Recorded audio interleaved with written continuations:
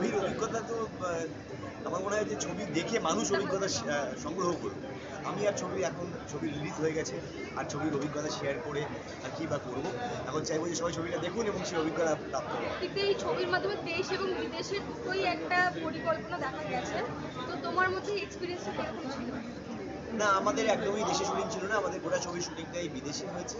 এই ইউকের একটা শহরে হয়েছে, শহরটার নাম ওয়াল্ডারশট, এবং গল্পেও ওই জায়গাটারই বাসিন্দা আমি।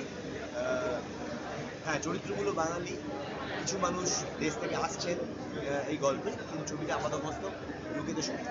আর কত রকম চরিত্রের মাধ্যমে তোমাকে আমরা পাবো? অনেক রকম চরিত্র, যতদিন আমি কাজ করবো প্রত্যেকটা আলাদা আলাদা কাজ, যেন আলাদা আলাদা চরিত্র হয়। দর্শককে কি বলবে? এসে গেছে আমাদের ছবি অপরিচিত, সিনেমা হলে চলছে, আপনারা সিনেমা হলে আসুন, টিকিট কেটে ছবিটা দেখুন, বন্ধু বান্ধব নিয়ে আসুন, ভালো লাগবে। ছবির যদি কিছু মোমেন্টস শেয়ার করো। ছবির মোমেন্টস, হ্যাঁ। ছবির মোমেন্টস নিউকেটে শুটিং ছিল। সাধারণত আমাদের এখানে যখন শুটিং হয় এবং কোনো একটা শুটিং আমরা যে ডে লাইট শ্যুট হবে, তাড়াতাড়ি ব্যাক আপ হয়ে যাবে, এরকম একটা ভাবনা আমাদের মধ্যে থাকে। কিন্তু ওটা ইংল্যান্ডে হওয়ার কারণে ডে লাইট যেতে যেতে 9টা বেজে যাচ্ছিলো, তো ফলে আসলে ডে লাইট শুটিং হলেও সেটা প্রায় সারাদিন ধরে শুটিং। এই যে মানুষ সিনেমা দিকে ঘুরছে, আবার লাইন দিয়ে সিনেমা দেখতে এসছে, তোমার কাছে এটা কতটা উত্তেজনার বিষয়? এটা দারুণ বিষয়, তবে আমার মনে হয় যে মানুষ জাস্ট আমাদেরকে আনন্দ দিতে ছবি দেখতে আসছেন না, মানুষ নিজেরাই আনন্দ পেতে ছবি দেখতে আসছেন। অতএব মানুষ যাতে আনন্দ পায় সেরকম ছবি যদি আমরা সবাই মিলে দিয়ে যেতে পারি, তাহলে নিশ্চয়ই মানুষ দেখবেন।